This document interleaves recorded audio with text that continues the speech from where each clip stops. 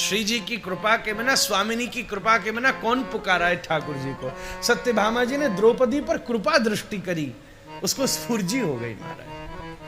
पहले तो साड़ी बचा बचा के धिक्कारती थी, धृतराष्ट्र आप लगते हो आंखों से नहीं, तुम्हारा आत्मज्ञान भी अंधा हो गया। हे भीष्म, क्या इसके लिए ब्रह्मचर्य रखा था कि आपने आज पुत्र वधू को इस भरी सभा में नग्न देखना था? धिक्कार है अर्जुन तेरे गांडीव को, धिक्कार है अर्जुन महाराज भीम तेरी गदा को, धिक्कार है युधिष्ठिर तुम्हारे धर्म को, धिक्कार है नकुल सहदेव तुम्हारे भाले और पराक्रमों को, धिक्कार है द्रोणाचार्य आपकी धर्म शिक्षा को। पर जब जैसे ही सत्यभामा जी ने कृपा कटाक्ष किया, कृपा कटाक्ष भाजनम, जब किशोरी का कृपा कटाक्ष हुआ तो द्रौपदी साड़ी की गांठें छोड़ के हाथ उठा के पुकार पड़ी, हे कृष्ण द्वारिका वासिन क्वासि क्वासि महाभुज कौरवे परिभूता माम किम न पश्यसि केशव।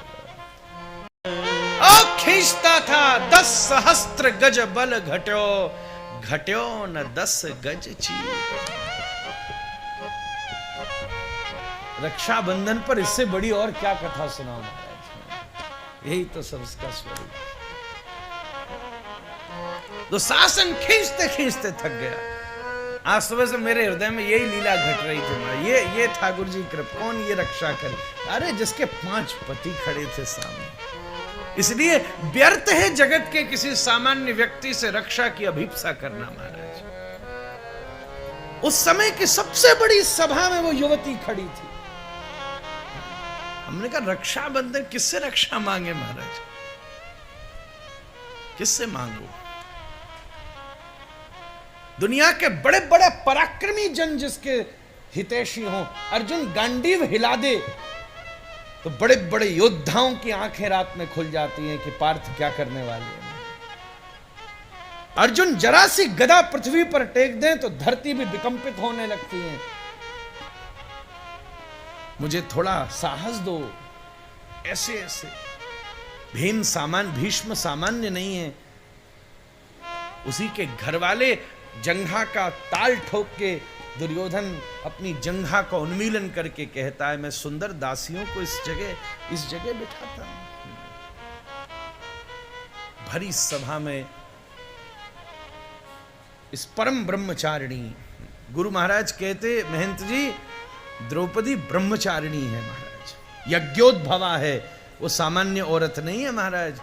किसी स्त्री और पुरुष के किसी सामान्य भोग से, किसी महिला के गर्भ से पैदा नहीं हुई है, तो साक्षात यज्ञोद्भवा है महाराज। अग्नि ज्योति है, जैसे किसी खिड़की में से कोई सूर्य की किरण आती है, उसको कितना खींचोगे महाराज। ये तो कृष्ण की सखी है महाराज। रोज संध्या को कृष्ण नाम लेती बैठ जाती है। इसके अंग से 5-5 द्रौपदी प्रकट होती हैं जो 5 पतियों की सेवा करती है महाराज। योगिनी है महाराज, अप्राकृतिक है, सामान्य महिला नहीं है महाराज, अखंड ब्रह्मचारिणी है। इसलिए इसको, इस द्रौपदी का रोज स्मरण कर लो तो पतन से बच जाओ महाराज। अहिल्या द्रौपदी तारा कुंती मंदोदरी तथा पंचकन्या स्मरे नित्यम महापातक नाशनम। इनको कन्या की उपमा दी है और भारतीय मनीषा कन्याओं को भगवती का स्वरूप मानकर प्रणाम करती है। और इन 5 के चरित्र को सुनो तो बिल्कुल विपरीत। अहिल्या कन्या है, यही भारतीय संस्कृति की दिव्यता है। एक परसेप्शन से किसी को न देखना महाराज। कहां एक तरफ इंद्र का स्वागत करने वाली अहिल्या, पर दूसरी तरफ श्री राम की प्रतीक्षा करने वाली अहिल्या। इस प्रकार से भूल तो इस जगत की करोड़ों नारियों से हुई होगी, पर कौन होगा जिसने जड़वत बैठकर द्वार पर श्री रघुनाथ की प्रतीक्षा करी होगी।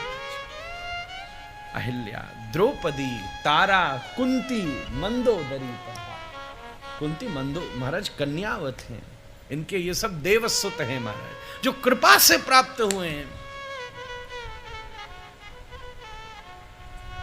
पुकारती है, ठाकुर कह रहे क्या करूं महाराज, 10 सहस्त्र गज बल घटे। अंबार लग गया राजाओं के सामने द्रौपदी की साड़ी का महाराज। जो बैठा था उसके सामने इतना इतना गट्ठर साड़ी का। सब अचंभित हो रहे थे, ये क्या हो रहा है। पर उस समय विदुर ने खड़े होकर दोनों हाथ उठा के घोषणा कर दी, अरे सावधान सावधान हस्तिनापुर वासियों, इस हस्तिनापुर के राज्य के सिंहासन पर बैठने वाला दुर्भाग्य से मेरा भाई, हे धृतराष्ट्र, अब तो देख ले, ये सामान्य लीला नहीं है। अरे ये द्रौपदी की साड़ी नहीं खिंच रही, साड़ी का और छोर तो मिल सकता है, ये मेरे गोविंद का पीतांबर खिंच रहा है। पीतांबर का छोर आज तक ब्रह्मा न पा सके, कौन पाया है उसे।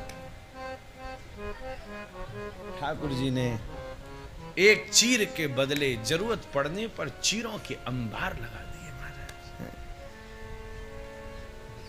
सबसे घिरी द्रौपदी की रक्षा भी, इसलिए रक्षक शब्द तो केवल श्री विष्णु के लिए ही प्रयोग हो।